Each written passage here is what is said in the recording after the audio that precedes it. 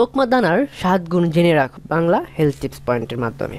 ছোট কালো রঙের একটি বীজ তোকমা, যা মূলত বিভিন্ন মিষ্টি ও পানি কিংবা শরবত তৈরিতে ব্যবহৃত হয়। আয়ুর্বেদিক চিকিৎসায় তোকমা বীজ অন্যতম একটি উপাদান। এটি স্থানভেদে সবজা বীজ, মিষ্টি বারশিল, ফালুদা বীজ কিংবা তুর্কমারিয়া বীজ হিসেবে পরিচিত। বহু গুণ রয়েছে এই বীজটির। চলুন বিস্তারিত জেনে নিই। 1. ওজন কমাতে। দেহের ওজন কমাতে এই বীজের জরুরি নেই। পানিতে কিছুক্ষণ ভিজিয়ে রাখলে বীজটি ফুলে ওঠে। এরপর সেই পানি কিংবা নানা মশলা দিয়ে তার সুস্বাদু করে পান করা যায়।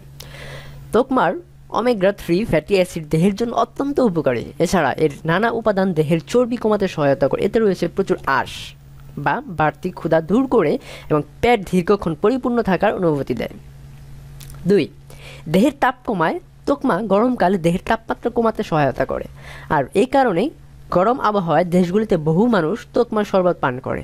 এটি সুস্বাদু করার জন্য চিনি, মধু ও কোথাও কোথাও নারিকেল দুধ দেওয়া হয়। 3. রক্তের শর্করা নিয়ন্ত্রণ। রক্তের শর্করা নিয়ন্ত্রণ করতে কার্যকর তোকমা। মূলত দেহের বিপাক প্রক্রিয়া ধীর করে দেয় তোকমা, ফলে কার্বোহাইড্রেটকে গ্লুকোজ রূপান্তরের পদ্ধতি নিয়ন্ত্রণ করা সহজ হয়। এই কারণেই টাইপ 2 ডায়াবেটিস যাদের রয়েছে তারা এটি নিয়মিত খেতে পারেন। 4. কোষ্ঠকাঠিন্য দূর করে। কোষ্ঠকাঠিন্য সমস্যা দূর করতে খুবই কার্যকর তোকমা। সামান্য তোকমা অল্প পানিতে ভিজিয়ে রেখে কিছুক্ষণ পর তার দুধে মিশিয়ে খেলেও উপকার পাওয়া যাবে। এটি হজমের সমস্যাও দূর করতে সহায়তা করে। 5. অ্যাসিডিটি দূর করে। তোকমা অ্যাসিডিটি দূর করতেও কার্যকর। এটি পেটের অ্যাসিড নিয়ন্ত্রণ করে, জ্বালা পোড়া দূর করে। এজন্য পানিতে সামান্য তোকমা বীজ ভিজিয়ে রেখে পান করতে হবে। তোকমার বীজ পানিতে পরিপূর্ণ থাকে, যা দেহের ক্ষতিকর পদার্থ দূর করতে সহায়তা করে। 6.